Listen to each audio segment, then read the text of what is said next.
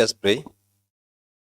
Almighty God, who in your wisdom and goodness have appointed the offices of leaders and county assemblies for the welfare of society and the just government of the people, we beseech you to behold with your abundant favor as your servants, whom you've been pleased to call to the performance of important trust in this republic. Let your blessings descend upon us here assembled, and grant that we treat and consider all matters that shall come under our deliberation in so just and faithful a manner to promote your honor and glory, and to advance the peace, prosperity, and welfare of our country, and of those whose interests you've committed to our church.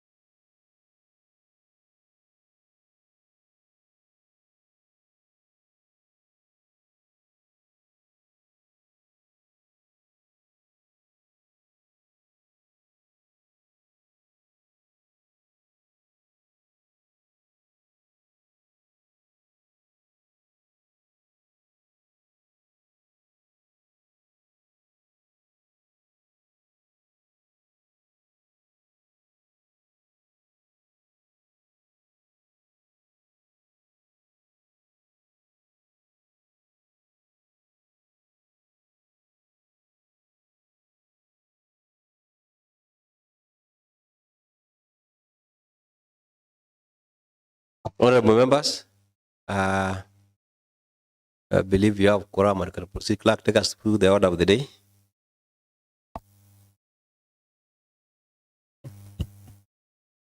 Order paper number 226 of today, Wednesday, 4th September 2024 at 2:30 p.m. Order number 1, administration of oath. Next order. Order number 2, communication from the chair. Next order. Order number 3, messages. Order number 4, petitions.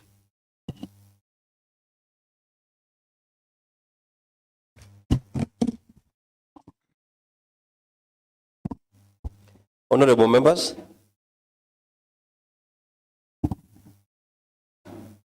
first one to standing order number 215 2B. I want to report that the county assembly is in receipt of petition number 2 of 2024 by one Mr. Godfrey Otieno Oburu on behalf of the Kisumu County Universal Health Coverage UHC interns of 2020-2021. It says that the petition draws attention of the county assembly to the following.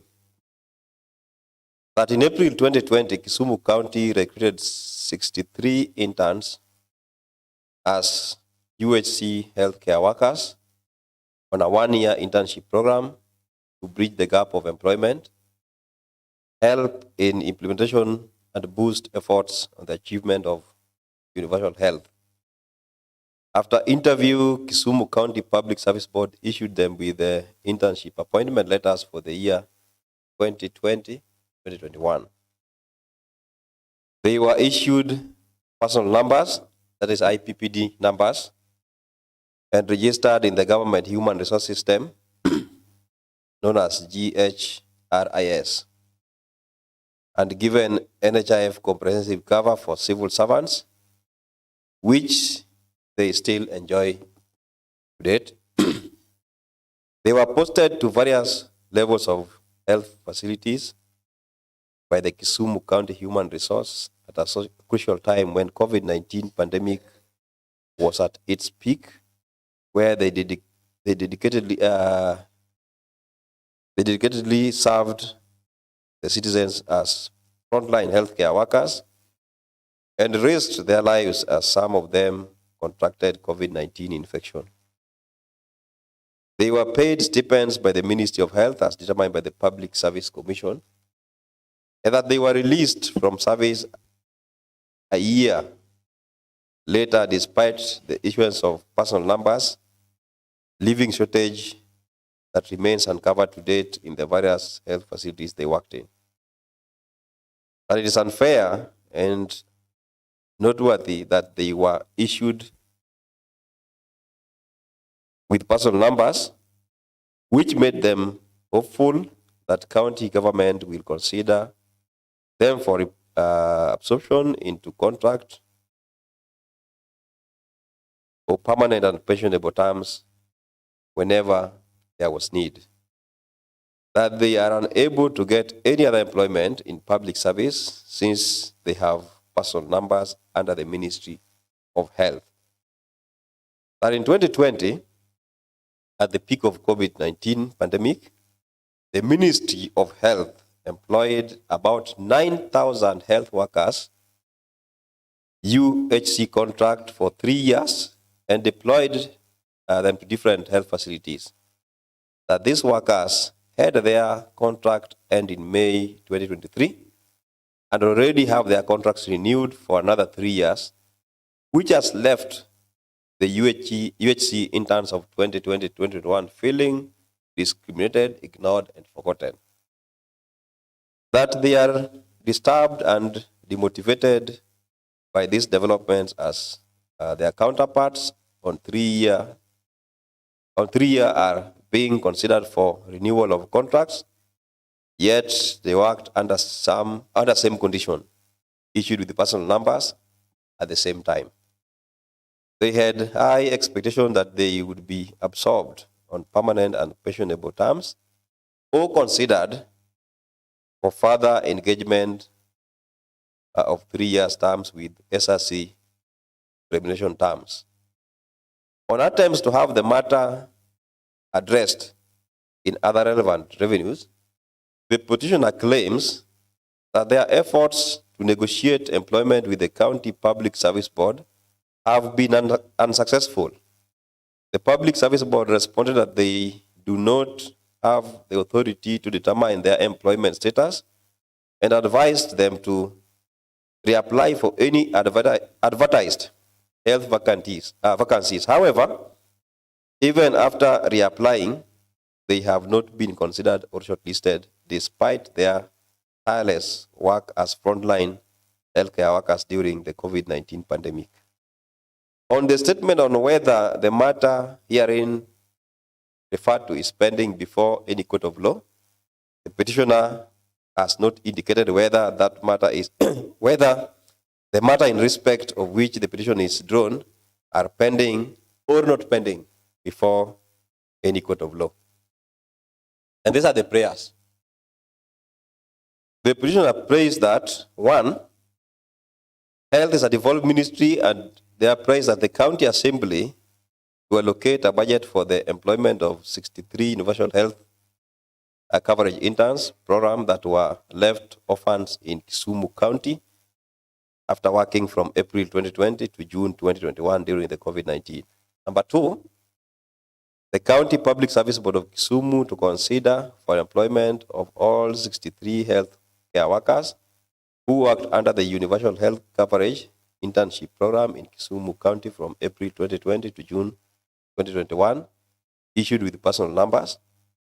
And 3, the County Assembly of Kisumu to stop further recruitment of healthcare workers by Kisumu Public Service Board until this experienced and skilled workforce of UHC interns who are recruited to help fight COVID-19 pandemic have been absorbed. Honorable members, in respect of standing order number 216 of our standing orders, I want to allow comments, observations, or clarifications from any member in relation to the petition that has been reported before I recommend the action. So I'll open it for comments, maybe if there is not more than 4.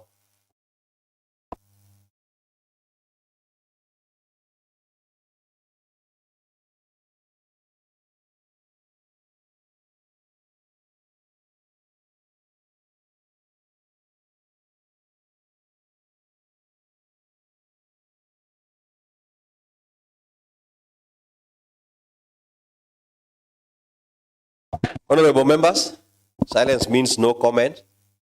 And I want to draw ourselves to the starting order on petitions. And we have normally confused the comments that is given.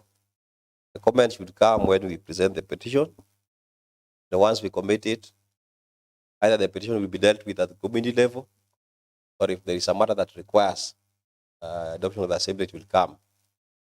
So I want to recommend an action by committing this petition to the Central Committee on Labor and Social Welfare Services Committee for further consideration as per the procedures established in the petition to the County Assembly's Procedure Act 2020, the standing orders and any other relevant law. And the timeline is that pursuant to the provision standing order number 217-2, the committee has 60 days to respond to the petitioner by way of a report and to lay the same on the table of this House. Thank you. And remember, as I guide. Next order. Order number 4, papers.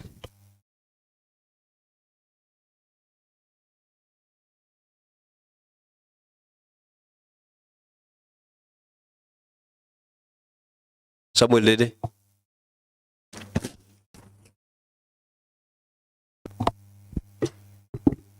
Thank you, Mr. Speaker. Pursuant to the provision of orders number 182.6 of the standing orders, I wish to table today, Wednesday, 4th September 2024, the report of Water, Environment, Natural Resources and Climate Change Committee on the Cleanliness and Stormwater Management at Ahero and Sondu Market. Thank you.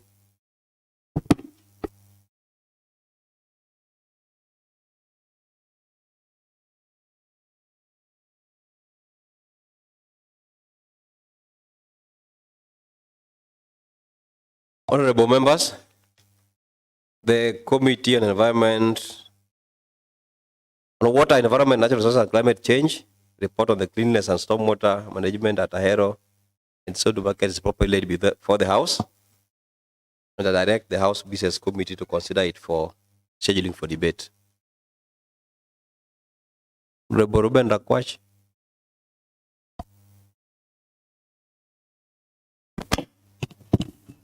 Thank you, Mr. Speaker, sir. Mr. Speaker, sir, pursuant to the provision orders number 182.6 of the standing orders, I wish to table today, Wednesday, 4th September 2024, the report of Infrastructure, Energy, and Public Works Committee on the matter of consideration of Ongoi Bridge along Chemelil Oduo Moroni Road in Chemelil Tamu Ward. Thank you.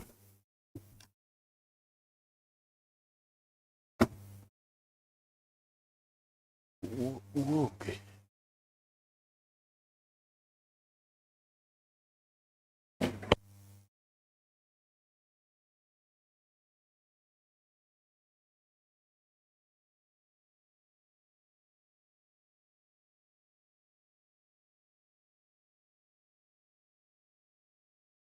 Honorable members, the Committee on Infrastructure, Energy and Public Works report on the matter of construction of Ongoi Bridge along Chemelil Uduo Muhoroni Road in Chemelil Tamu Ward is properly laid before the House.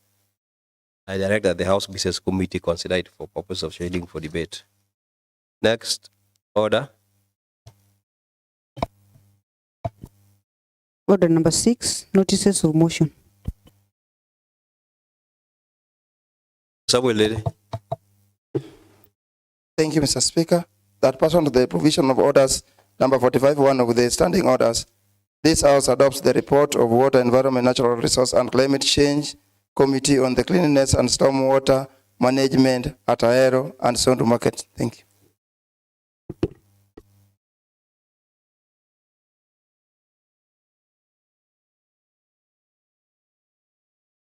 Honorable Ruben Rakwash. Thank you, Mr. Speaker, sir. Mr. Speaker, sir, I rise to give a notice of motion that pursuant to the provisions of orders number 45(1) of standing orders, this House adopts the report of Infrastructure, Energy and Public Works Committee on the matter of construction of Ongoi Bridge along Chemelil Uduo Muhoroni Road in Chemelil Tamu Ward. Thank you.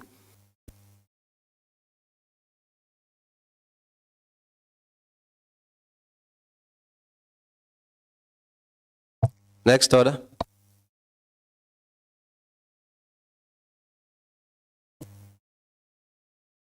And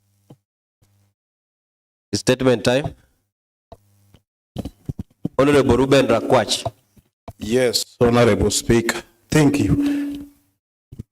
Honorable Speaker, I rise pursuant to standing orders number 41(2) to seek for a comprehensive statement from the chairperson of the Committee on Water, Environment and Natural Resources regarding the status of the tender process for the Floka projects involving Kabunyu Kanyagwal, Koloa East, and Koloa Central as advertised with a closing tender date of 5th July 2024. Honorable Speaker, I wish to inform this House that the public has raised concerns about the delay in commencement of works, and there is limited information available from the Water Department regarding when the project will start. In light of these concerns, I request that the chairperson tables before this House the following issues.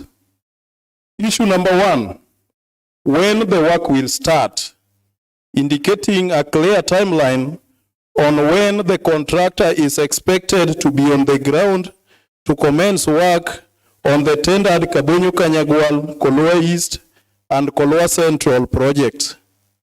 The reason why I talk about Kabunyu Kanyagwal, Koloa East, and Koloa Central is because they were advertised as one tender. So the contractor who will do it will do all the 3 projects.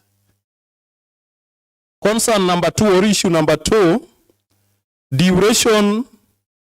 I seek to know the duration of the procurement process. That is to clarify the standard duration that the procurement process should take to conclude after the tender closing date of 5th July 2024, including any relevant timelines that have been observed or are still pending. Issue number 3, Honorable Speaker, is the release of the tender opening report.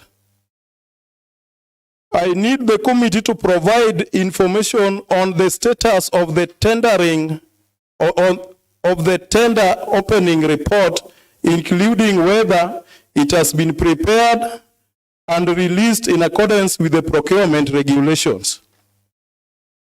Number 4, Honorable Speaker, is the release of the tender evaluation report. Indicate whether the tender evaluation report has been completed, and if so, when it will be made available to the public. If it has not been completed, provide the reasons for the delay. Number 5, release of the letter of notification of award. Confirm whether the letter of notification of award has been issued to the successful bidder, and if not, explain the reasons for any delay in its issuance. Number 6, release of the contract agreement documents. Provide information on when the contract agreement document outlining the contract commencement and expiry dates will be released. If it has already been released, share the relevant details regarding its content. Number 7, reasons for non-award of the contract. If the contract has not yet been awarded, the chair should provide detailed reasons for this delay, including any challenges faced during the procurement process that have contributed to the current situation. Honorable Speaker, number 8, the status of other projects advertised along this one. Provide an update on the status of other projects, if any, that were advertised together with this project, and include information on whether those other projects have commenced and any related challenges encountered, if any. These concerns are critical to ensure accountability and to provide clear understanding of the tendering and procurement processes concerning this project and others of a similar nature. This will further provide clarity and assurance to the public regarding the progress and transparency of the tendering process for this critical water infrastructure project. Honorable Speaker, this is a matter of great concern. And there was even a time I attended a funeral in an area which is meant to benefit from this project. We were with the majority whip. I had time in that funeral because they felt like maybe the money had been squandered. We know when the Flocker funds were availed to the county government of Kisumu, it has taken several months, and advertisement was done. The tender closing date was 5th July. That is 60 days today, and still there is no information as to whether this work will start, and even if the contract has been awarded. Honorable Speaker. Honorable Speaker, these people, these are the electorates, our electorates, and they hail from Kisumu County. These are people who have been driven away from their homes by the floods. We just experienced the floods from the month of April, May, and even part of June. These are people who are robbed of their crops from their farms by the flood waters, Honorable Speaker. These are people, some of whom are still living in the churches because they have no homes. Their houses fell down, Honorable Speaker. Honorable Speaker, during that time, even getting humanitarian support was a problem because I applied and I did not get, Honorable Speaker. So, Honorable Speaker, if the money is there and the money is just resting somewhere, I request that the processes be speeded up so that these people can benefit from this Flocker project, Honorable Speaker. Thank you. I'm seeing it's addressed to the Honorable Chair of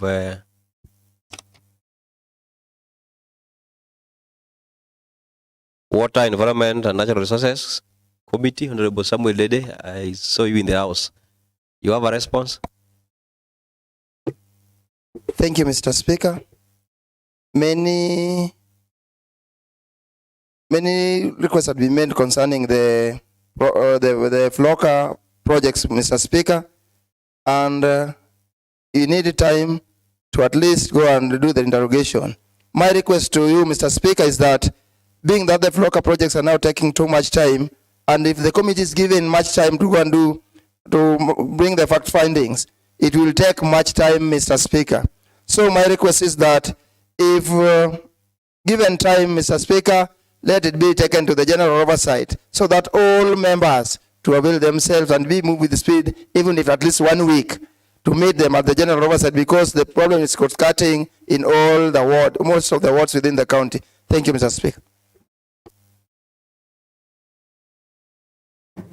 Honorable members, the question or the statement was addressed to the Committee of Water,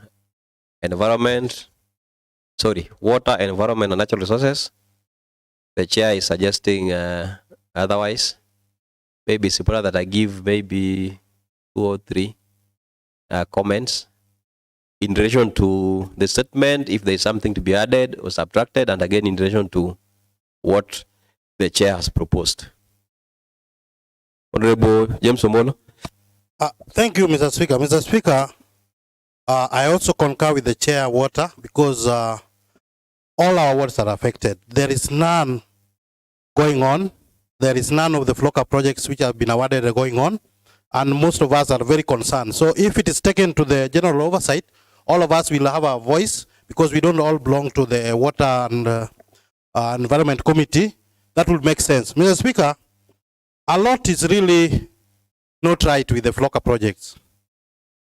When inquiring the other side, you find out that even those who are awarded, some people went to the intervention of the procurement body to redo the tendering, because somehow there was a mess in the tendering. So we need them to come and iron out all this to us so that we know. Like, for example, the project in my ward, which cut across through 3 wards, so Central Nyakach, West Nyakach, and North Kisumu, was taken to the arbitrary body of the procurement body.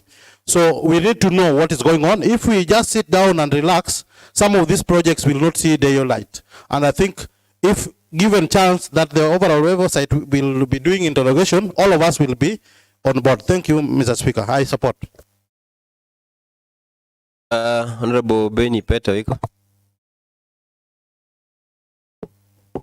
Mr. Speaker, the Flocker projects and the Flocker fund is like gold when it comes to in the field of procurement, because it is money that is fenced.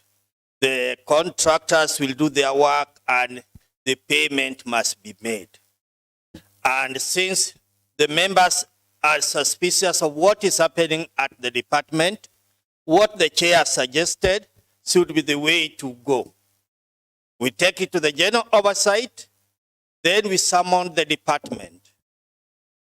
And as we are going to summon the department, there is also this thing that we should not lose sight of. In this county, in this government, procurement for the department is done to the limit of 3 million. Above that is done at the finance department. So from the story I'm hearing here, the finance department should be in the picture when we are inviting the water department.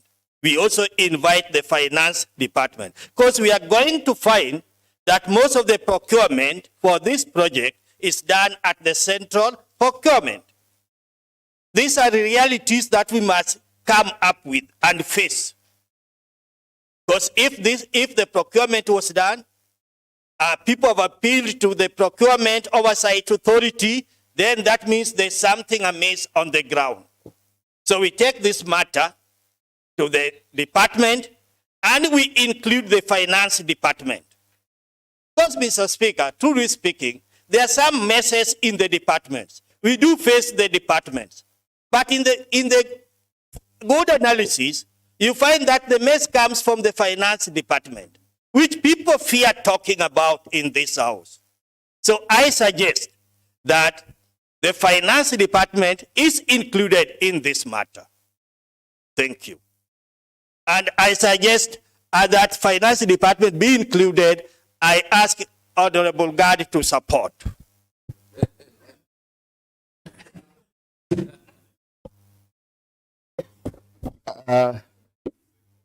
Thank you, Mr. Speaker. Allow me to second the proposal by Honorable Benny Peter Iko that we include the finance department in the interrogation and inquiry about the FLOCA implementation project.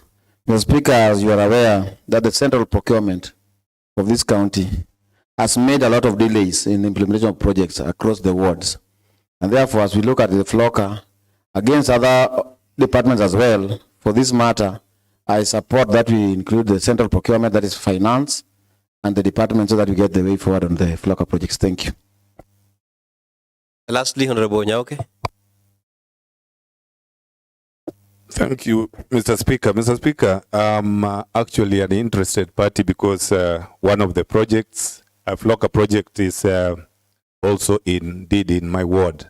Mr. Speaker, I want to first thank Honorable Ruben for bringing this statement, because it is the best way that we are going to unravel the delays that occurs, particularly on projects that are deemed to be of some good substantial amount.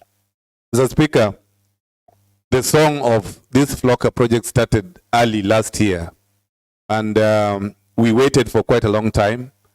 There was a time that we were properly informed that the tenders were floated. At some point we hear they have been disqualified, they are going back, they are tendering and retendering and retendering. Mr. Speaker, all this can just be a way of not having these projects done. Mr. Speaker, I therefore support also the sentiments of Honorable Oiko Pete, that let's have the two departments together, the finance and the water, so that as we go to discuss about this issue, Mr. Speaker, we will be left with no any other story to wait for. Let's hear and get all the facts from these two departments from the floor of this House. Thank you, Mr. Speaker. I beg to stop it there. Thank you. I had given a few members of the board. Chair, is it burning? Okay, proceed.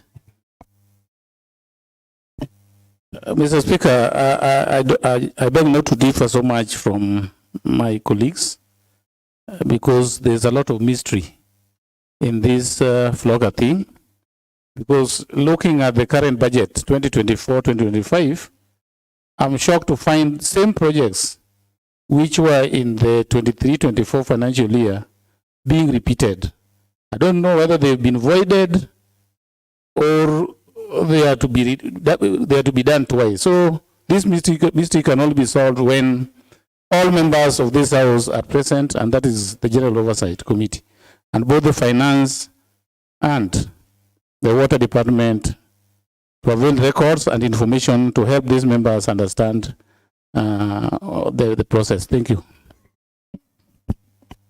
Honorable members, I've listened to the sentiments or the comments by the members regarding the statement raised by Honorable Ruben Rakwach on a statement on a matter of tendering process in the water projects for Kabonyo, Kanyagwal, Kolua East, and Kolua Central.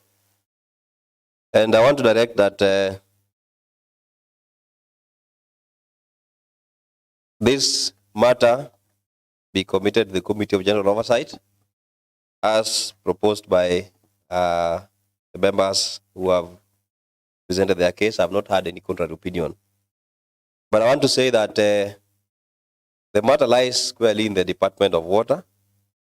We know that there are other linked departments. So I want to direct that a communication be done to the Department of Water, that's a CC member, County Executive Committee member in charge of water, environment, and natural resources and climate change, through the county secretary, asking for the company of the other relevant stakeholders of the same, and them to appear with the answers in person on Thursday and next week during the General Oversight Committee meeting. Thursday next week shall be, I want to be specific with the date, that shall be 12th of September 2024 at 11 a.m. here in the chambers. The clerk to take note that that is a matter of urgency and the commission should go immediately. It is settlement time.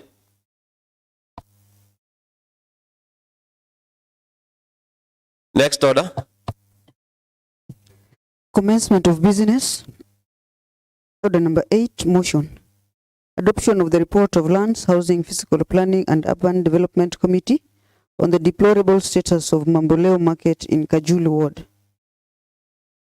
I have got a letter from the Honorable Chair of Lands Committee, Honorable Boyton, that is the letter. From Honorable Boyton that Honorable James Omolo will be responsible.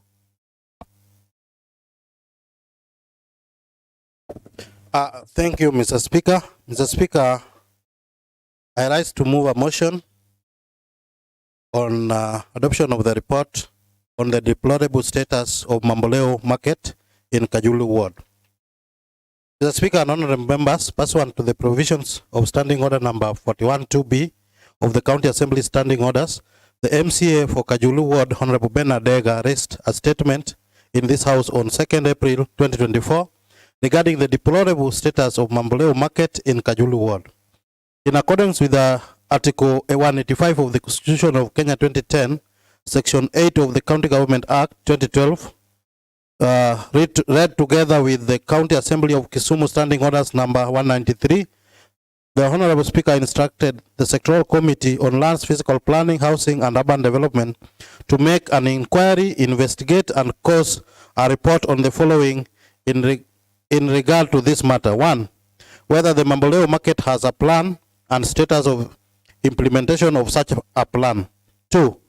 When will the floodlight be repaired to enhance security within the market?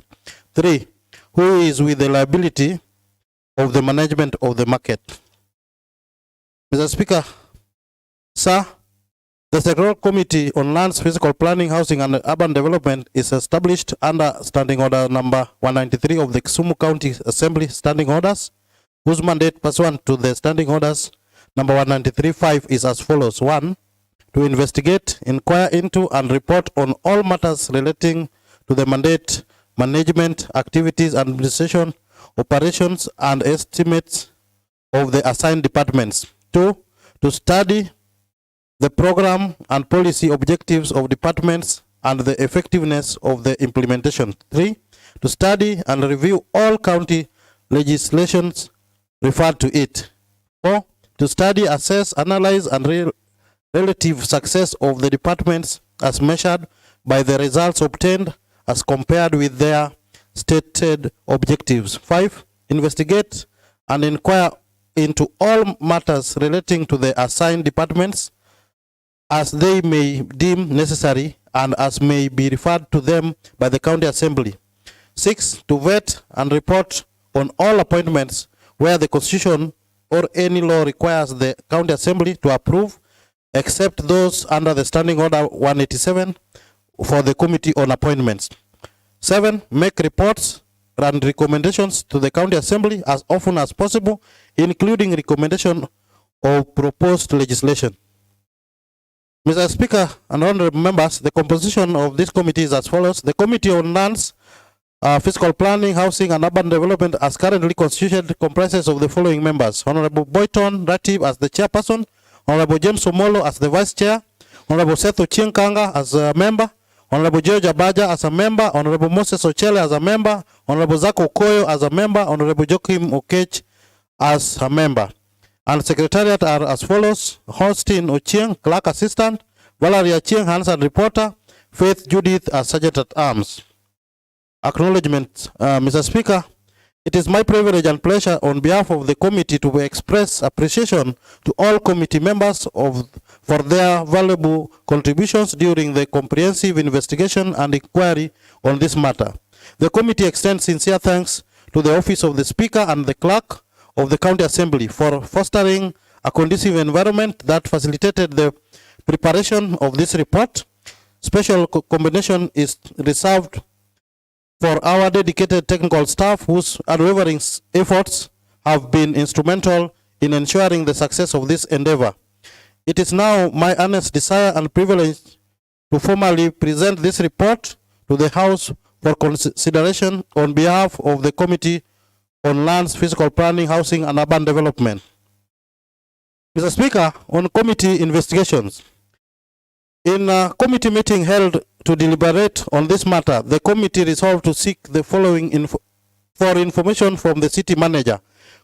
Consequently, a letter of ref that dated on 26th April 2024 requesting the city manager to respond to the issues raised in the statement on a date not later than 6th May 2024 was delivered to the city manager as annexed. The response by the city manager on the matter.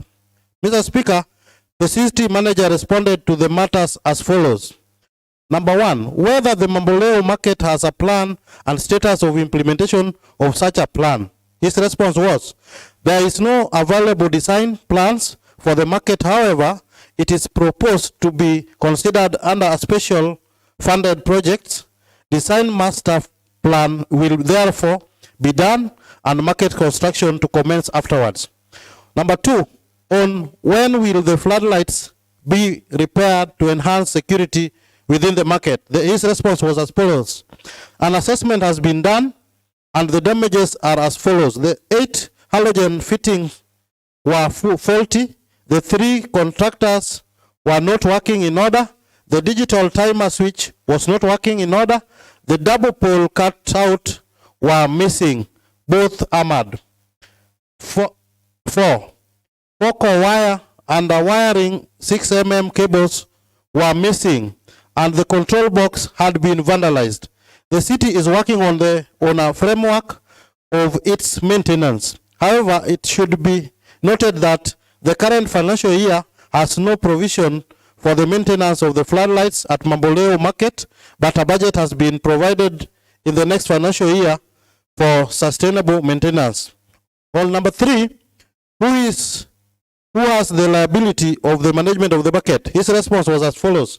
All the markets are under the local management committees supported by the city management. Mr. Speaker, on the committee site visit, having deliberated on the response by the city manager, the committee in another meeting resolved to carry out physical verifications on the market. The following were established from the site visit. Number 1, non-functional floodlights. The local residents and the market management committee reported to the committee that the floodlights had not been operational for some time, leading to safety concerns. Number 2, on market capacity issues. The market has a capacity to accommodate only 20 traders, which represent a very small percentage of the total number of traders in the area. Due to this limited capacity, most traders have resorted to selling their products outside the market using makeshift stalls. On makeshift stalls, some of these makeshift stalls have been erected along the water supply lines, causing obstruction. The traders' reliance on these informal setups highlights that the inadequacy of the market infrastructure. But 4, on water supply and sanitation problem, the disruption of the water supply has rendered the market toilets unusable. The only available pit latrine is in dire state. further complicating sanitation efforts. The presence of makeshift stalls along the water supply lines exacerbates the situations.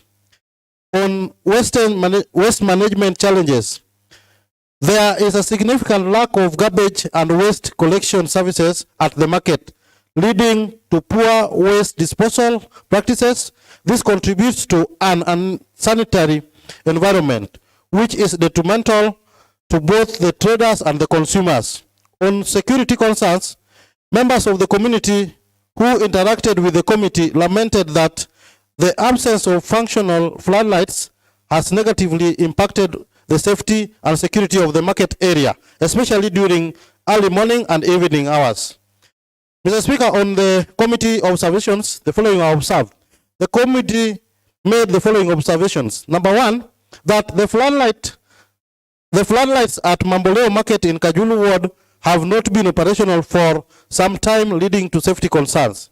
Number two, the market has a capacity to accommodate only 20 traders, which represent a very small percentage of the total number of traders in the area. Due to this limited capacity, most traders have resolved to selling their products outside the market using makeshift stalls. And number three, that some of these makeshift stalls have been erected along the water supply lines, causing obstruction. Number four, the disruption of the water supply has rendered the market stalls unusable. The only available pit latrine is in their state, further complicating sanitation efforts. Number five, there is a significant lack of garbage and waste collection services at the market, leading to poor waste disposals. This contributes to an unsanitary environment, which is detrimental to both traders and consumers. Observation number 6, the current financial year's budget has no provisions for the repair and maintenance of the floodlights. Number 7, observation number 7, members of the community who interacted with the committee lamented that the absence of functional floodlights has negatively impacted the safety and security of the market area, especially during early morning and evening hours. On committee recommendation, Mr. Speaker and honorable members, the committee recommended as follows. 1, that the city manager immediately expedite the repair and maintenance of the floodlights at Mamboleo Market as per the provisions in the current financial year's budget. This will enhance safety and security. On recommendation number 2, that the city management consider expanding the Mamboleo Market infrastructure to accommodate more traders. This will reduce the need for makeshift stalls outside the market and improve overall market organization. On recommendation number 3, that the city management to organize and support the relocation of makeshift stalls away from the water supply lines and implement zoning regulations within the market area to prevent obstruction and ensure access to essential services. On recommendation number 4, that the city management to prioritize the restoration of water supply to ensure the functionality of the market sanitation facilities, including toilets. Additionally, consider upgrading the existing pit latrine to meet the hygiene standards required for the public market. On recommendation number 5, that the city management to introduce waste disposal bins at strategic points within the market and initiate community awareness programs on proper waste disposal practices. On number 6, the committee recommended that in future, the city management must engage with the local community and traders regularly to monitor the effectiveness of the implemented measures. In conclusion, Mr. Speaker, I hereby request this House to adopt this report on deplorable status of the Mamboleo Market, and I beg Honorable Seth Kanga to second. Thank you, Mr. Speaker. Honorable Seth Kanga.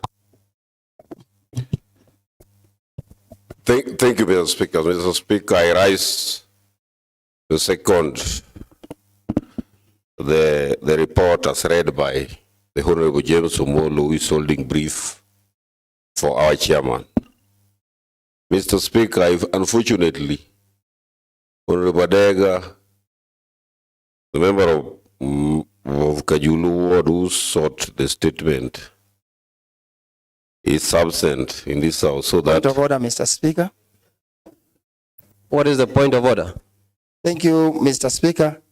The honorable member standing on the floor to second the report didn't even append the signature to the report he is now supporting. So we don't know why he didn't append the signature, yet is now seconding the report. Thank you.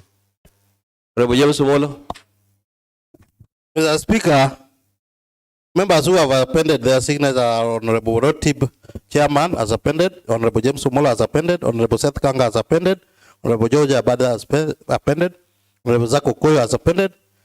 Only Joachim has not appended, Honorable Mosajela has appended. So we only have Honorable Joachim who didn't append his signature on the report. Thank you. Honorable James Omolo, the report I have, it's true, Honorable Dede has noticed Honorable Seth Kanga has not appended his signature in this report. So, thank you. I think I can request. Unless you are having a different report from what you gave me. I have the original. So I think maybe that was dispatched before this one. This is the recent one. You've given me a wrong document. No, they are the same. They can't be the same, and this one. They are the same. They are the same.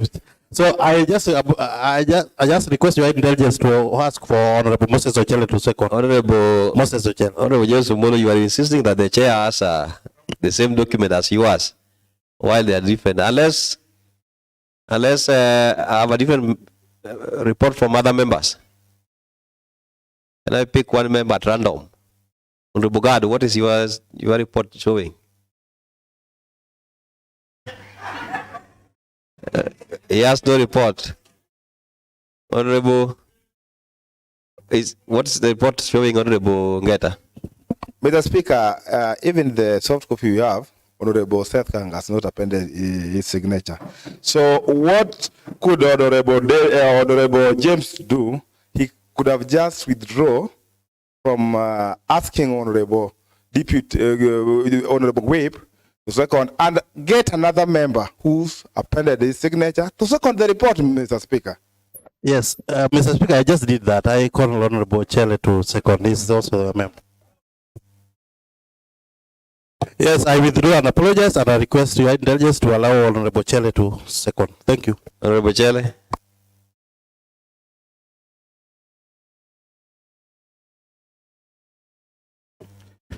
Thank you, Mr. Speaker. Mr. Speaker, from the sitting chair of this committee, I think seconding a motion goes with seniority.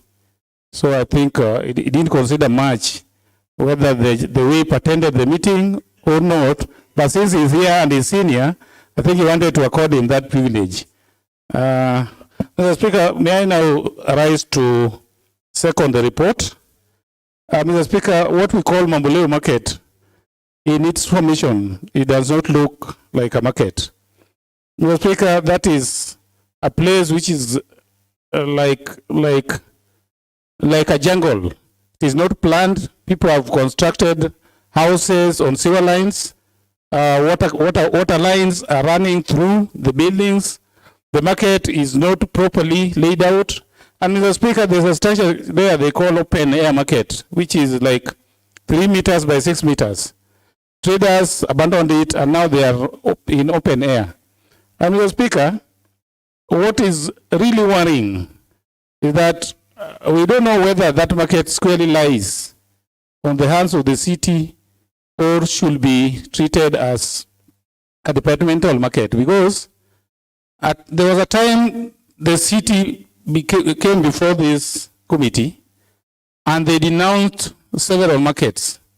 They said they are concerned about only 4, and the 4 does not include Mamboleo market.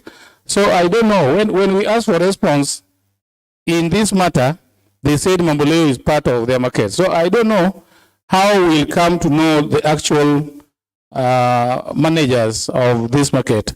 Mr. Speaker, if what I saw in Mamboleo market is what is around most of these markets, then I think whether it is the city or the Department of Trade, they have a lot of work to do.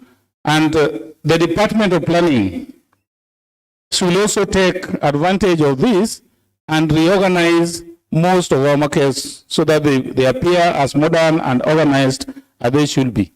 Mr. Speaker, this organization in Mamboleo market extends even to outside the city. Go to Ahero, no proper planning. Go to Katito, go to Awasi, go to all these newly created municipalities, Mr. Speaker. So I think as a government, we need just to wake up, do the right thing so that we appear as organized as we should be. Thank you, Mr. Speaker. I second. Members, now that the Committee on Lands, Fiscal Planning, Housing and Urban Development presented a report on the period status of Mamboleo Market in Kajuru Ward. Seconded, I want to now propose a question, and I propose that the report is open for debate.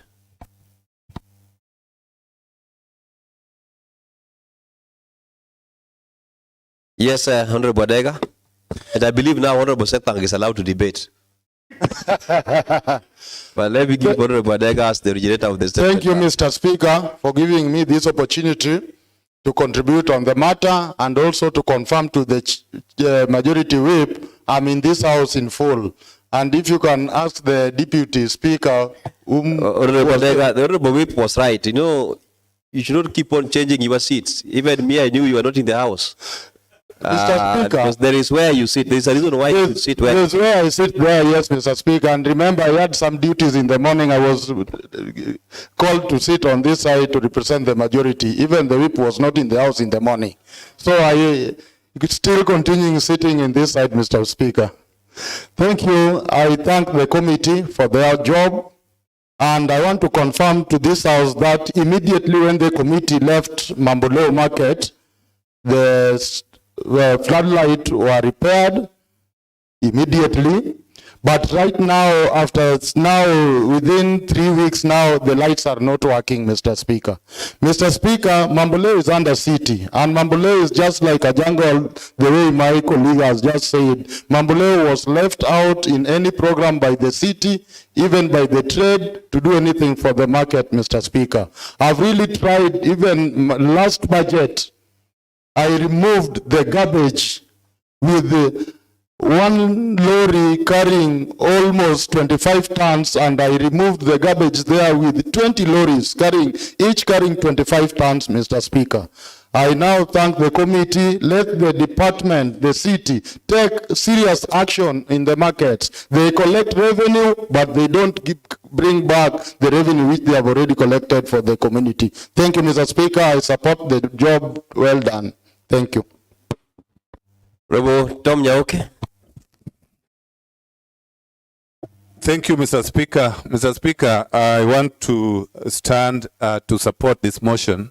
Mr. Speaker, to be sincere, I've never gone to this market, Mamboleo Market, Mr. Speaker, but just from reading the report that has been tabled here by the committee, it portrays a vivid, and I can see from my eyes how that market is looking like, Mr. Speaker. Mr. Speaker, you look at their visit to the site and what they saw there, Mr. Speaker. If we want to save the situation in this hospital, in this market, we have no option but to support this motion, looking at the recommendations that they have given, Mr. Speaker. Mr. Speaker, the recommendations they have given conforms to the observations they indeed made according to the way they visited this market, Mr. Speaker. Being a city, being a market in the city, Mr. Speaker, I think a lot of emphasis should be done so that our traders there, because that is also where we expect to get revenues for this for this good county, Mr. Speaker. I therefore beg that the same thing, because some of it, the way I can see, a lot of our markets, Mr. Speaker, are still in this state that is being depicted here. And I want to call upon the same committee to try to look at other markets so that we bring all the markets to standards that they are able to generate also income as and in the same time helping our traders get what they want, and they help the buyers also to buy what they want. Thank you, Mr. Speaker. I beg to support.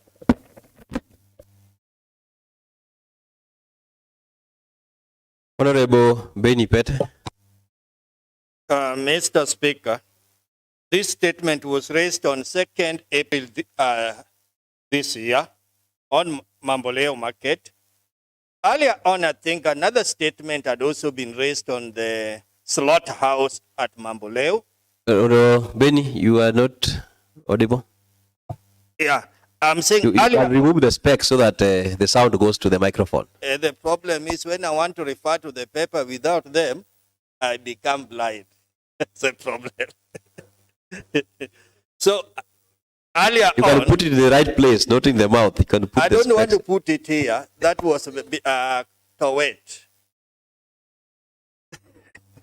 I will manage it, Mr. Speaker. Earlier on, another statement had been brought here on Mamboleo slaughterhouse, Mr. Speaker. This gives us the deplorable picture of Mamboleo. And this applies to many of our markets, as has been echoed by Honorable Ochele. And Mr. Speaker, we should not just talk. We should be specific when we are handling matters. We must put the government to task to tell us which markets are under the city, which ones are under trade, so that when a matter comes like this, we are specific. We don't fumble. We don't beat about the bush. Because Mamboleo is in Kajulu, a ward within the city. And if the condition in the market is deplorable, what picture are we giving to our people? And there are traders there who are being taxed. We must ensure that the trading conditions in these markets are good, are healthy to our people. We should not just beat about the bush. When I go through this report, there's at one level they are saying there's some allocation within this financial year, which reflects the last financial year. Honorable Adega is also echoing here that as soon as the committee left, the lights were working, and now the lights are dead. And it is common that that is what is happening in most of our markets. The floodlights don't work. The reports are taken, it takes months before they are repaired. And we have a tendency now where our traders, our mothers, trade up to Sambili Satatu in the night. And another horrible thing, Mr. Speaker, in a marketplace where our mamas are trading, when the sanitation situation is not proper, it's deplorable.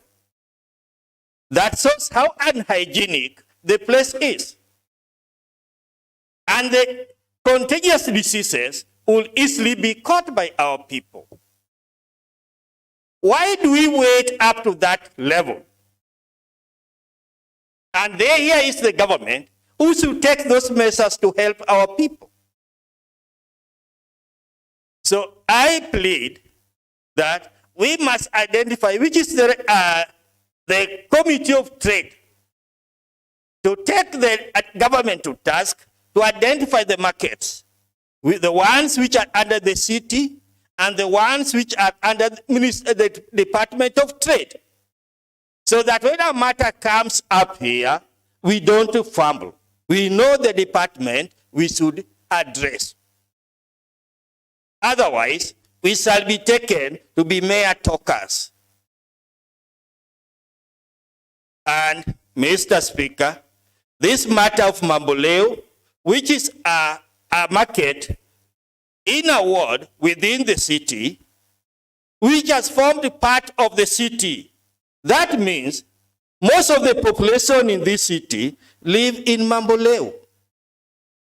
Because that is where, like most of these people who stay in town, in evening, people go to the directions of Mamboleo, where people have built rental houses, where people rent houses, and if the market is dirty, it gives a bad picture of the government.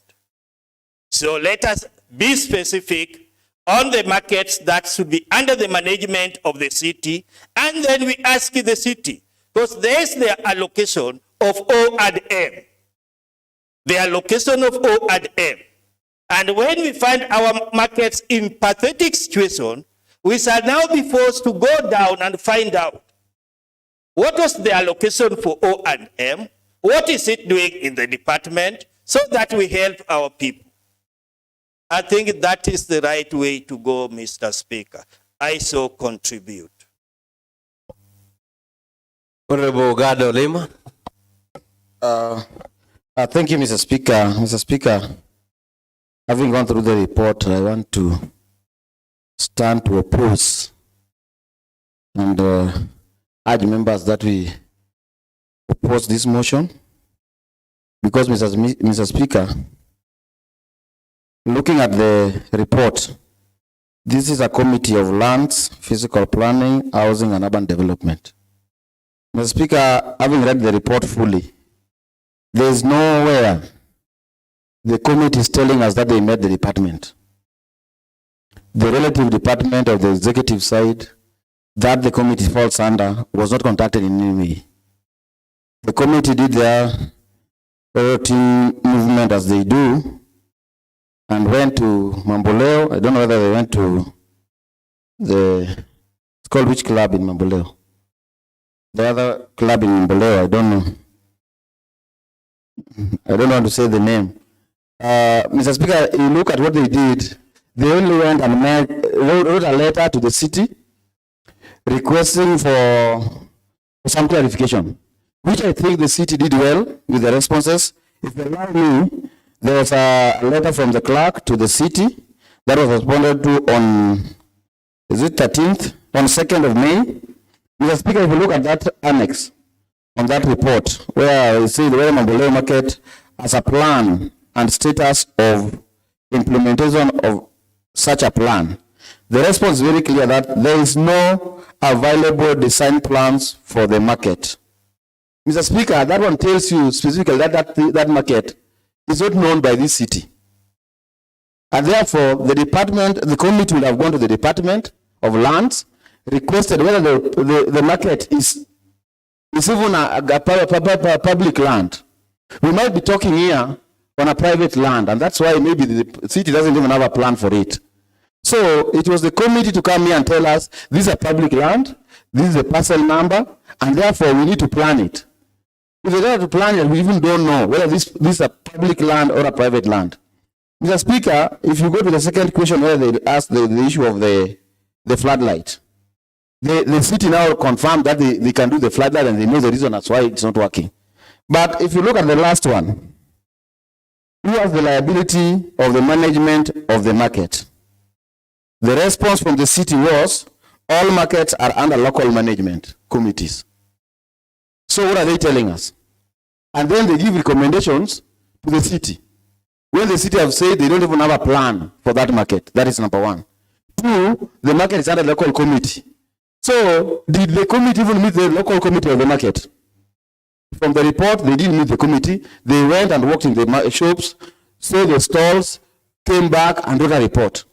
Mr. Speaker, if this is what we're going to go by, then we're going to mislead this county. And this assembly is going to do, we are going to joyride on the big thing that we need to do for our constituents.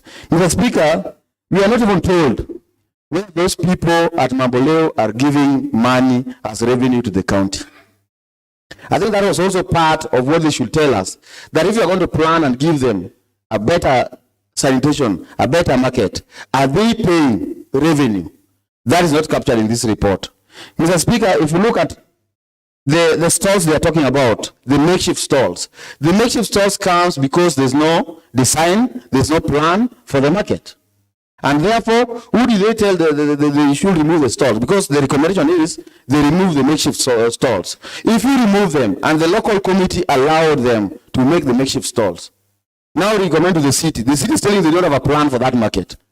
Mr. Speaker, I think first things first, the committee should have met the relative department, That's lands department. Two, they will have met the trade executives members in this county. So that when they bring a report here and recommend that we support the report on the recommendation of what they want to do, because this is going to entail funds. We need money to do these things. What they are telling us that there are some allocations, there's some money, special funds to be done in the last financial year. This report we're talking about was for last financial year. The financial year ended in June. Was that money spent in Mamboleo? No, because today we are in another financial year. So this report is overtaken by events. Mr. Speaker, I wish we drop this report, make the committee go back and do a good job, so that when we come here to debate these issues, we give a recommendation that when you take to the people of Kajulu, people of Mamboleo and Kajulu ward, then they know the assembly has acted in the best interest of everybody, the county, the traders, and even those who are doing the revenue. The area MCA has just talked about taking 25 tons, 20 lorries. I just want to inform you that 20 ton is a 40-foot container. So if you had 20 or 40-foot containers, how much money did he spend to remove the waste? And is that his job? Should every one of us here go and start removing waste from their wards, markets? Because if you can do 40-foot container, 20 of them, even at the cost of the... Point of order, Mr. Speaker. What is the point of order? Mr. Speaker, I said here very well, in the last financial year, I didn't use my cash. It was in the budget. Bwana. What is the point of order? I want my colleague that I didn't use my money to remove the garbage. Honorable Badega, you are out of order. You stood on a point of order, but it's not coming out clear. Honorable God. Thank you, Mr. Speaker. As I finish, Mr. Speaker, I just want to inform this House that from what we are getting from that market, because a relative concern to almost all the markets in this county, let's get facts to be facts. We cannot start budgeting for the Kajulu market, Mamboleo market here, whether you don't know whether it's a public land, private land. The city has said they don't have a plan for it. Can we start from the basics? So that when you do all these things, we get a comprehensive report that can be implemented. Whatever we have here cannot be implemented. It's an hearsay. We should just trash this report and give the committee another time to do a better report. Thank you, Mr. Speaker. I oppose. Who do you want to inform, Honorable? What is the information?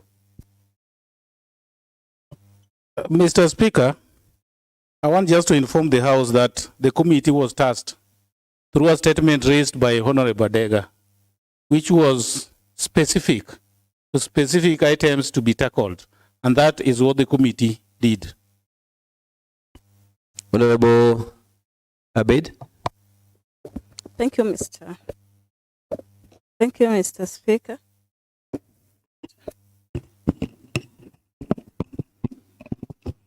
Thank you, Mr. Speaker. Mine is to acknowledge the effort of Mheshimiwa Adega for bringing the issue of the market to this House. Whether it was done procedurally or not, I want to acknowledge the fact that most markets in this county, they are in a pathetic state. So opening the door to be able to discuss them, I think it's worthy of applause to Mheshimiwa Adega. With that said, the city management, they need to pull up their socks, because we cannot have a market where when there's an event or there's an oversight body in that market, the things look like they are running. But the moment the body leaves, the things goes back to being the same. And we witnessed that in Kaloni Shorumo ward, where on Friday we had security lights. As soon as the president left, we went back to being in the dark. And that is an indicator that there's a possibility of things working the way they were meant to work. But somebody somewhere has decided to do otherwise. So with that said, I think there's room for improvement in the report, and I support the report.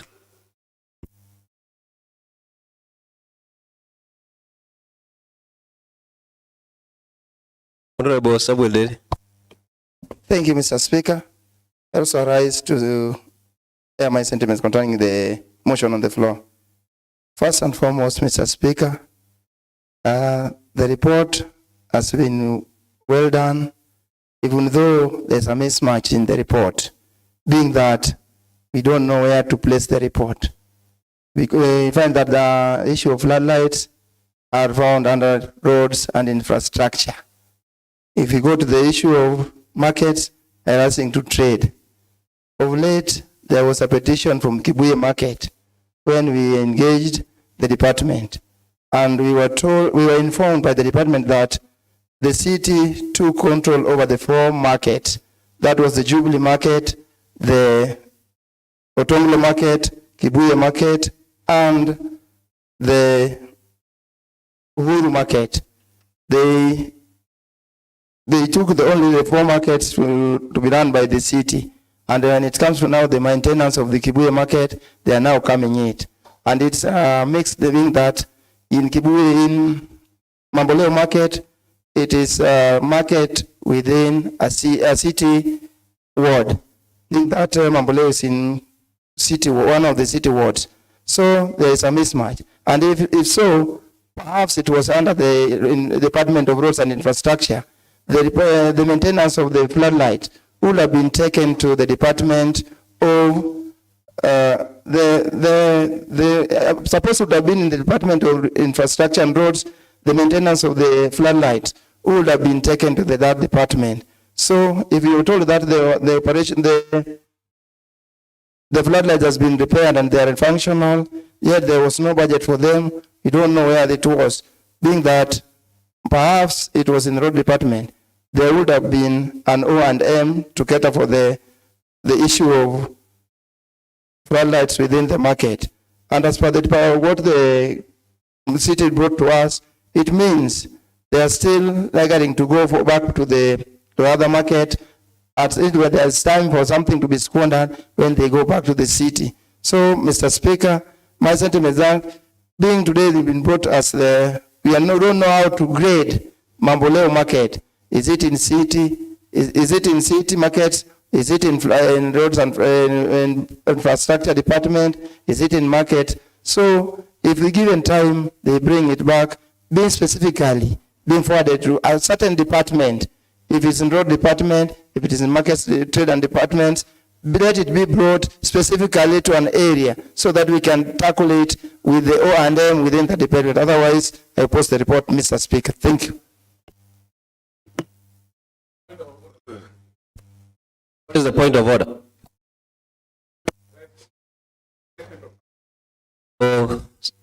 Moses, can you use the microphone?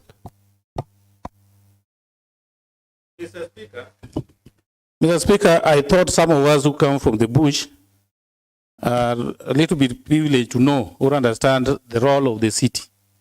Mr. Speaker, when we talk of the city as an entity, the city tackles everything, be it roads, be it floodlights, be it water, be it sewerage. Mr. Speaker, when a report comes from the city, it is a report which encompasses all that is envisaged and earmarked for the city to do. Therefore, Mr. Speaker, I find my colleague, Honorable Dede, completely out of order, trying to fix all departments in the country to be in charge of a market. How can a market be a responsibility of those departments, Mr. Speaker? I find him completely less informed and out of order. Honorable Dede. Thank you, Mr. Speaker. I'm still not well informed by my colleague by saying that our trade falls under which department. If we talk of infrastructure, public works, and where does the floodlight falls, Mr. Speaker? We find that floodlights falls under infrastructure and road. And I've talked of that, differentiating themselves from the city. Being that infrastructure falls on roads, so I'm still not satisfied with what my colleague has said, Mr. Speaker. Thank you. I don't know if you got Honorable Chela. He's asking that if you're doing a market and you want to put water, you want to put lights, you bring the different departments.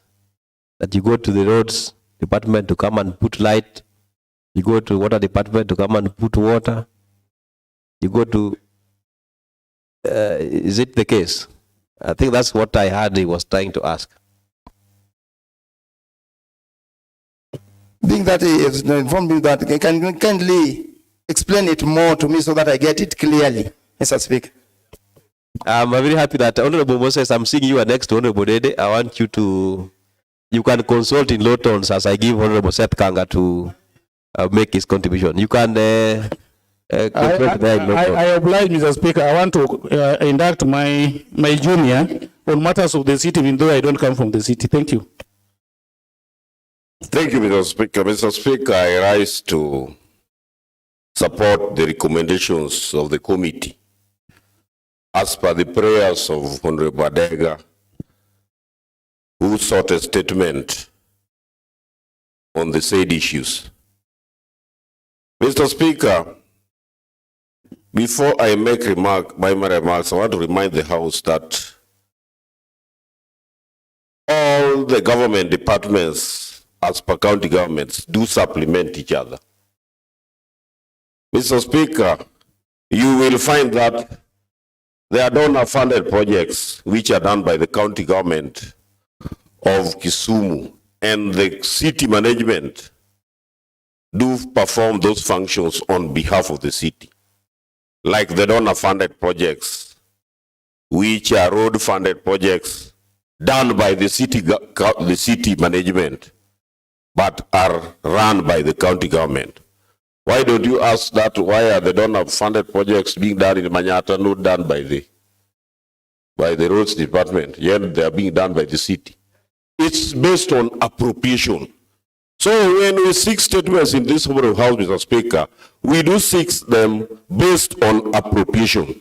And Honorable Badega was to the point, because there were funds which are appropriated to the city for the purposes of maintaining floodlights. And if you look at the budget of the city, you will find such appropriations.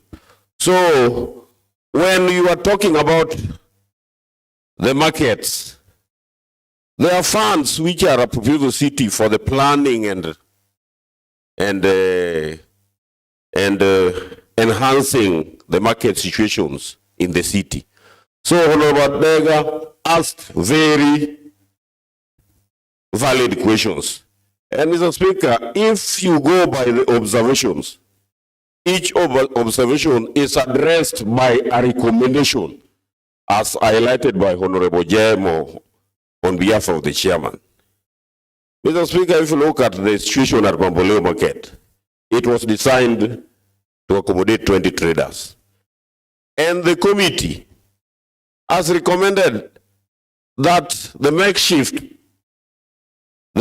stalls which are in the market be removed so that it is planned to accommodate more traders. Mr. Speaker, if you look at the issue of water pipes, the committee has recommended that there are traders who have constructed their stalls on top of water pipes, resulting in breakages and wastages. And the committee has recommended too that the stalls be removed on top of water pipes so that they be constructed in appropriate areas. And Mr. Speaker, finally, the committee also observed, because Honorable Badega talked about waste disposal as the area member of the county assembly, going by his observation, because I know Honorable Badega is always in Mamboleo because he is also a trader in Mamboleo Market. So I really concur with these sentiments because he's a trader there too. In spite of being a member of county assembly, he is a trader in that market. So, Mr. Speaker, the issue of garbage, I don't believe there are Changa traders in Mamboleo Market. If so, the Honorable Badega will tell us. Mr. Speaker, the issue of garbage collection is not about Mamboleo Market alone. Garbage collection is a problem in our city, in our county. Even in the small markets, you will see that there are no designed places for garbage collection. And if we will engage the members of the community and to regularly monitor how they do garbage collection by providing them with disposal bins in those markets. And this one will go by the financial year, whether we allocated money for this, for the placement of disposal bins in those markets. And that one is also captured in the initial statements, whereby the chair said that it will depend on the current financial year, whether money was appropriated towards this. And that now relies with the implementation committee to follow, dig deeper, and to ensure that these recommendations are implemented. Mr. Speaker, with those few remarks, I support the recommendations of the committee. Thank you, Mr. Speaker. Honorable Calvin. Mr. Speaker, also rise, contribute and say something on this good motion that has been brought forward by the Committee of Planning under the request of the able MCA for Kajulu Ward, considering Mamboleo Market.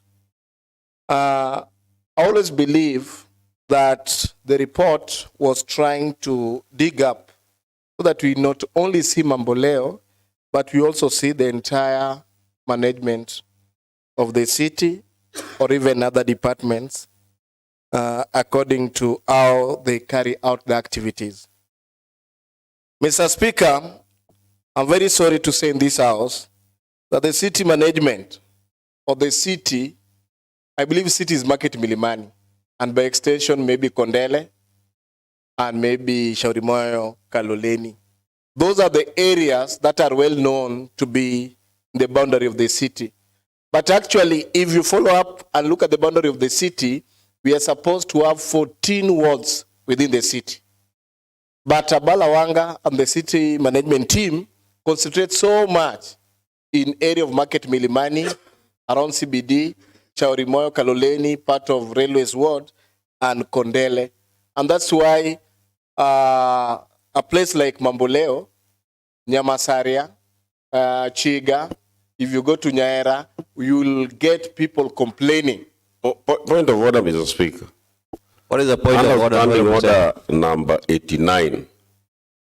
Mr. Speaker, it is very wrong for my brother, the Honorable Calvin Uraro, to insinuate that the city is just Market Milimani Ward, while the county government of Kisumu has allocated funds in its ward through the city for the construction of Mall and Bus Park to a tune of 79 million.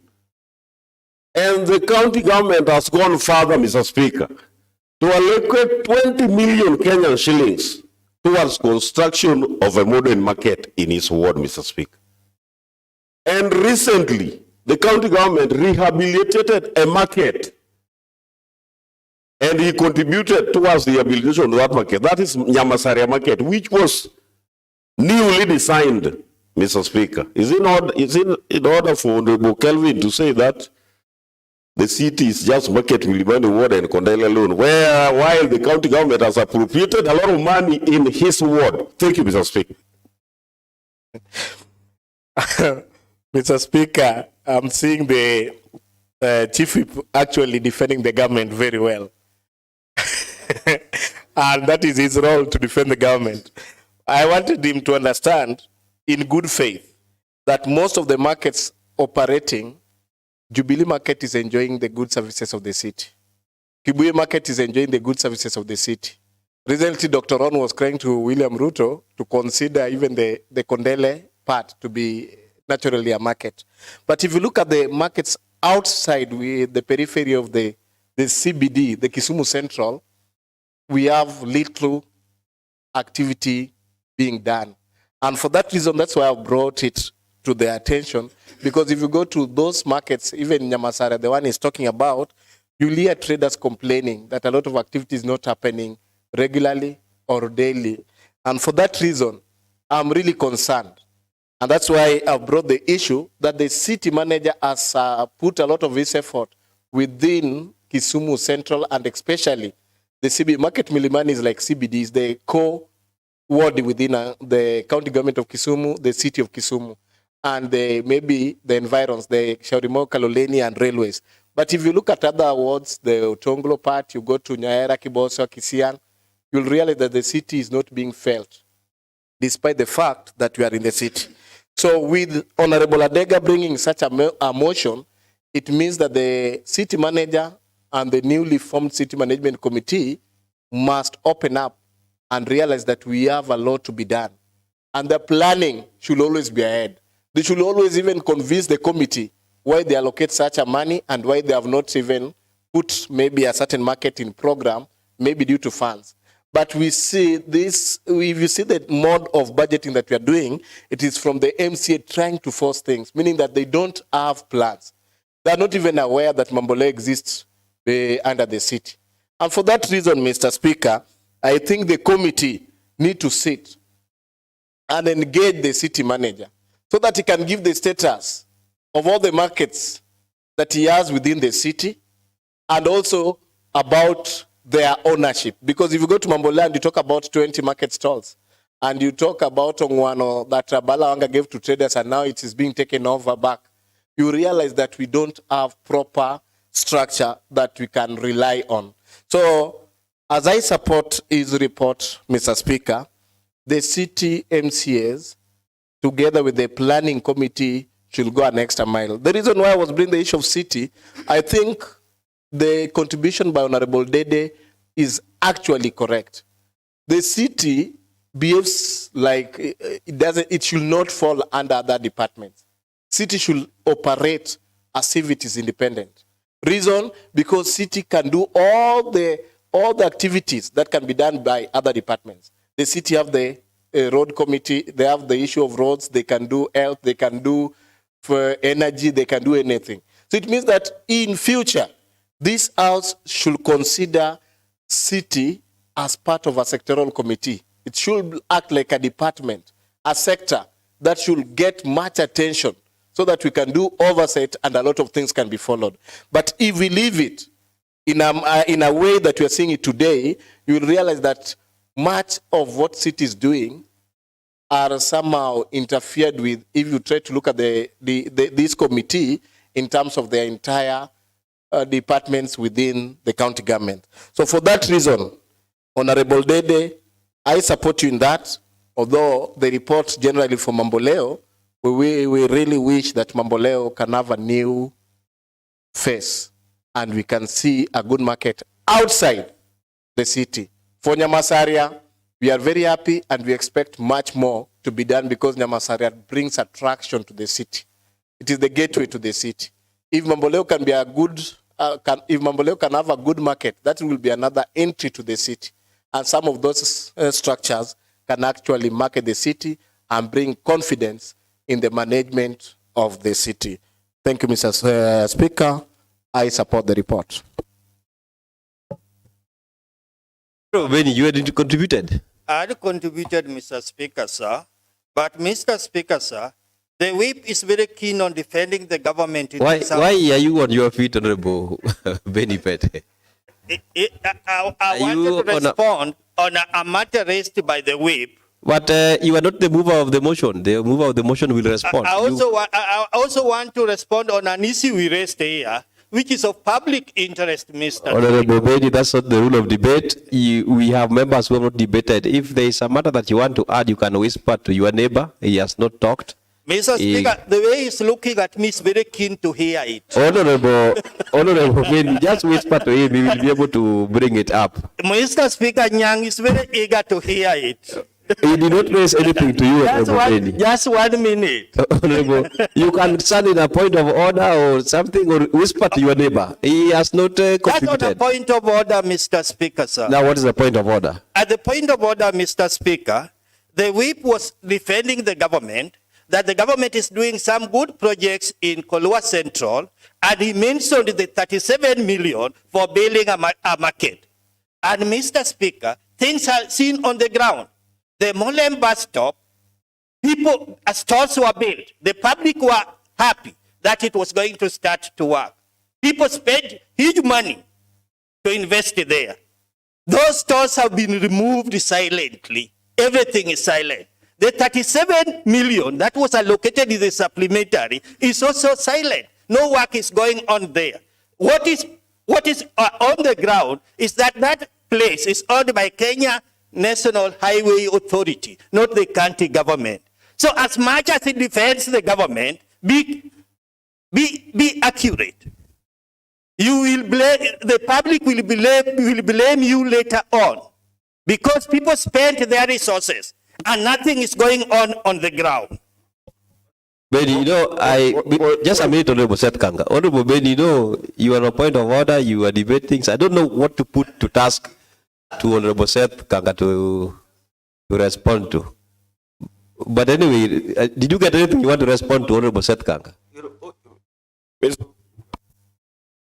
My friend, the good debater, Honorable Oiko Pete, does not understand the dynamics of the city. Oiko Pete represents Kabonyo Kanyagwal, which is outside the jurisdiction of the city. But I know his worry. You are worried about the mall and bus park, and the Honorable Kelvin Oraro is aware that those traders who invaded mall and bus park went there without a substantive plan. And I know you invested a lot of money in mall and bus park through proxies. That's your worry. So just get in touch with the proxies whom you gave the money so that they can refund you the monies. Otherwise, Mr. Waiko Pete, the county government is intact. The county is developing markets, even in Otongolo. Mr. Ikopete, that's the position of the government. We are planning to make markets, Yamasaria, Otongolo, even in Mambuleo, up to Kiboso. Thank you, Mr. Speaker.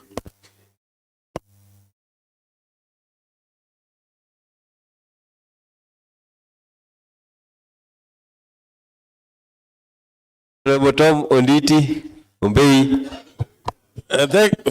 Thank you, Mr. Speaker. Mr. Speaker, judging from the mood of the House, may I call the mover to reply? The mover, Honorable James Omolo. You have time to reply. Yeah, thank you, Mr. Speaker. Mr. Speaker, I want to thank my colleagues for good debate. And it is important to note that we have a department called City, and 14 wards fall within the city.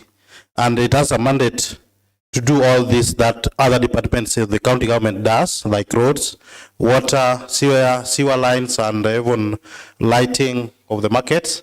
So that really purely is within their mandate. And they have departmental heads for those kind of projects. Mr. Speaker, I want to thank members for debating, and also thank my brother Honorable Gado Lima for opposing. It is in his mandate to oppose, but I think sometimes he has to read the mood to oppose sometimes. Mr. Speaker, it will be in good practice that the city moves with speed to do this market. What we saw there was very deplorable, and as members have debated, everyone agrees that there is need to do something about Mamboleo market. Whatever is there is not a market. Even the space which was constructed, I think, some time back, is really limited to so few traders, and the rest of the traders, which is almost 99% of the traders, are not using the market. And it is by this recommendation that we recommend that the city move to do the planning and do other things. Mr. Speaker, about land issue, I think from the prayers of the honorable member for Kajulu, there was nothing we could do about it because it was not in his prayers. So the assumption was there was nothing wrong with the land, which was the space on which Mamboleo market is on. So that one didn't bother us. But if there is, then you will be able to share so that we can involve the land department of the county to know whether the land is owned by the county, and our assumption was that the land belongs to the county, and that is our gazetted market. All our gazetted markets are lands which belong to the county. I don't think there is any which is gazetted on and a private land. So I think that was in order for us to move in that direction. I want to thank Honorable Kanga for clarifying the issues that are which rest with the city. It is very clear, I think from the induction we had in Mombasa, it is very clear that there are some functions which now clearly are cut for the city. Even if you check at our budget lines, there are projects which cut across all departments, which now city performs them on its own. They don't need to depend on any other department like roads or infrastructure or whatever it is, but they are able to do that because they have directorates of those works in that department. So at this point, I beg to reply. Thank you, Mr. Speaker. Honorable members, now that a report by the Committee of Lands, Fiscal Planning, Housing and Urban Development on the deployed status of Mamboleo Market in Kajuru Ward have been presented, debated, it's time that I put a question. And I put that as many of the opinion that the report on the deployed status of Mamboleo Market in Kajuru Ward as presented by the Committee of Lands, Fiscal Planning, Housing and Urban Development be adopted, say aye. As many of the contrary opinions say nay. Nay. The ayes have it.